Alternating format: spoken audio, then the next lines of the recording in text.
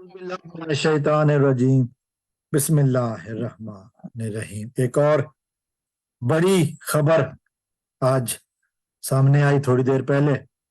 मैं हम लोग जानते हैं जबरान नासिर एक बहुत बड़ा नाम है, खास तौर पर बच्चियों के अगवा के हवाले से हमने उनको बहुत देखा, बहुत सुना। इससे पहले कि मैं मजीद कोई बात करूं, अगर आपने अभी तक मेरा चैनल सब्सक्राइब नहीं किया तो मेरे चैनल को सब्सक्राइब कर लें ताकि हमारा आपका रिश्ता आने वाली वीडियोस में कायम रहे। तो मैं बात कर रहा था जबरान नासिर की। बहुत बड़ा नाम है पाकिस्तानी माशरे में, जो आजकल मशहूर है, खासकर वो लोग जो बच्चियों के अगवा के हवाले से बात करते हैं। जबरान नासिर का एक नाम, एक वेल नोन नेम है। उनके हवाले से एक वीडियो आई है अभी, जो जबरान नासिर की वाइफ की है, बेगम की है। वीडियो मुलाजा फरमाइए। मेरा नाम मंशा पाशा है। अभी तकरीबन आधा घंटा पहले मैं और मेरे शौहर जबरान नासिर, जो एक मशहूर वकील हैं और जिन्होंने बहुत ज़्यादा पाकिस्तान के लिए बहुत कुछ किया है, ये मुझे कहने की ज़रूरत नहीं है, आप लोगों को पता ही होगा। उनको कुछ लोग उठा के लेके गए। हम डिनर से वापस आ रहे थे घर की तरफ ही, तो गाड़ी ने एक बड़ी गाड़ी थी वाइट वीगो, उसने हमारी गाड़ी को इंटरसेप्ट करके ऑलमोस्ट क्रैश करके तकरीबन 15 लोग थे पिस्टल्स के साथ। उन्होंने ज़बरदस्ती वो मेरे शौहर को लेके चले गए। और मैं चाहूँगी कि आप सब अपनी तरफ से भी आवाज़ उठाएं और दुआ भी करें कि मेरे शौहर जल्द घर वापस आ जाए। ये वीडियो आपने मुलाजा फरमाई, जबरान नासिर साहब की बेगम ये इतला दे रही हैं कि जबरान नासिर साहब को तो तकरीबन 15 अफराद ने एक बड़ी गाड़ी में आए और आकर गाड़ी में डालकर ले गए।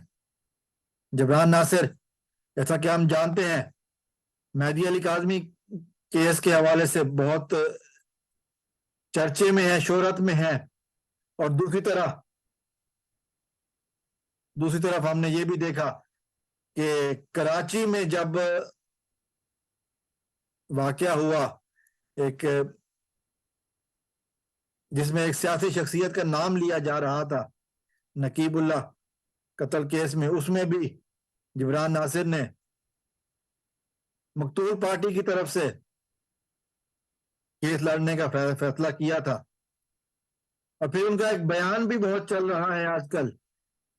ARY की नशरियात जिस तेजी से और शिद्दत से एंटी एस्टेब्लिशमेंट हो रही है, जियो को तो खड़े खड़े चक्कर आ गए होंगे। खैर, कुछ एंकर्स ने फिर भी चैनल की बदलती पॉलिसी के बावजूद अपना असूली मौक़िफ़ बयान करने की हिम्मत की और क्रैकडाउन में इंसानी हकूक़ की खिलाफ वर्जियों पर बात की।